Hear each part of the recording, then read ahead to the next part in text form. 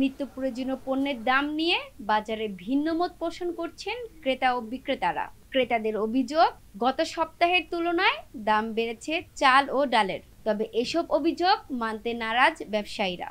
শুক্রবার রাজধানীর কারণ বাজার ঘুরে দেখা গেছে, গত সপ্তাহের তুলনায় খুচরা বাজারের চালের দাম অপরিবর্তিত রয়েছে। চালের পাশাপাশি ডালের দামেরও পার্থক্য দেখা যায়নি। তবে ক্রেতাদের অভিযোগ, তাদের বাড়তি দাম দিয়েই পণ্য কিনতে হচ্ছে। আসলে আজকে আমি চাল নিলাম, তো এই সপ্তাহে আমার বেশি দিয়ে কিনতে হলো। শুধু চাল না, আসলে সবগুলো জিনিসই আমার কাছে মনে হচ্ছে যে বেশি। ডিম কিনলাম, ডিমও বেশি মনে হলো। পেঁয়াজও একই অবস্থা। আসলে কোনো কিছুই আসলে কমেছে এটা বলা যাবে না। সো প্রত্যেকটার প্রাইসই আসলে বাড়ছে আর কি। আর হচ্ছে যে এখন বাজেটে কোনোভাবেই হচ্ছে না। মানে বাজেটের যা বাজেট নিয়ে এসেছিলাম আমার মনে হয় তার থেকে আরও ১-১.৫ হাজার বেশি চলে গেছে। হ্যাঁ, প্রতিদিনই তো বাড়ছে একটু। ১৫ দিন আগে যে বাজার ছিল এখন বাজার অবস্থা আরও বেতাল আর কি। এখন দাম প্রচুর বাড়তি আর কি। আশা করি বাজারটা একটু নিয়ন্ত্রণ থাকলে সাধারণ মানুষের জন্য ভালো হয়। এদিকে খুচরা ব্যবসায়ীরা বলছেন, চাল ডাল সহ নিত্য প্রয়োজনীয় পণ্যের দাম আগের মতোই রয়েছে। বন্যার কারণে চালের দাম কিছুটা বাড়লেও বর্তমানে দাম স্বাভাবিক পর্যায়ে চলে এসেছে। তবে অন্যান্য সপ্তাহের তুলনায় এই সপ্তাহে বাজারের ক্রেতা সমাগম কম বলে জানান তারা।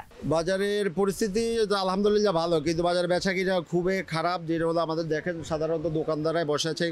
আজকে শুক্রবার, যেখানে আমাদের বেচাকিনা ভালো হওয়ার কথা, সেক্ষেত্রে কাস্টমার কিন্তু অনেকটাই কম। তো আসলে ক্রেতা শূন্য বাজার। আর আরেকটা জিনিস হলো, যেমন আপনি এই যে চালের দামটা, গত এক সপ্তাহ আগে চালের দাম বৃদ্ধি ছিল, সেটা বাড়ছিল যখন হয়েছিল বন্যা হওয়ার পরে। প্রাথমিক এক সপ্তাহ স্বাভাবিক অবস্থায় ছিল, তখন দাম বাড়া নাই। মোটামুটি এক সপ্তাহ 10 দিন যাওয়ার পরের থেকে প্রতি কেজি চালে 2 টাকা 3 টাকা প্রত্যেকটা চালে বাড়ছে। মানে বস্তায় 100 থেকে 150 টাকা বাড়ছে 50 কেজি দিতে। সয়াবিন তেল আপনার বিভিন্ন রেটের মাল, আপনার যেমন ফ্রেশ ম্যাগনা গ্রুপের ওটা হলো 790 টাকা, তীর সিটি গ্রুপের ওটা হলো 800 টাকা, রূপচাঁদা ওটা হলো আপনার 810 টাকা। আপনার ডাউলের দাম আপনার মোটামুটি ঠিকই আছে, গত সপ্তাহ থেকে এই সপ্তাহ আগের দামই রয়েছে। আপনার যেমন দেশি ডালটা হলো আপনার 130 টাকা, মোটা ডালটা হলো আপনার 110 টাকা, তারপরে আপনার মুগ ডাল 160 টাকায় আগেই ছিল এই দাম, এখন এই দাম। অ্যাঙ্কর ডাল 80 টাকা, তারপরে আপনার ছোলা 130 টাকা, এই দামে আছে। ক্রেতারা বলছেন, চাল ডাল সহ দ্রব্যমূল্যের ঊর্ধ্বগতির ফলে সংসার চালাতে হিমশিম খেতে হচ্ছে তাদের।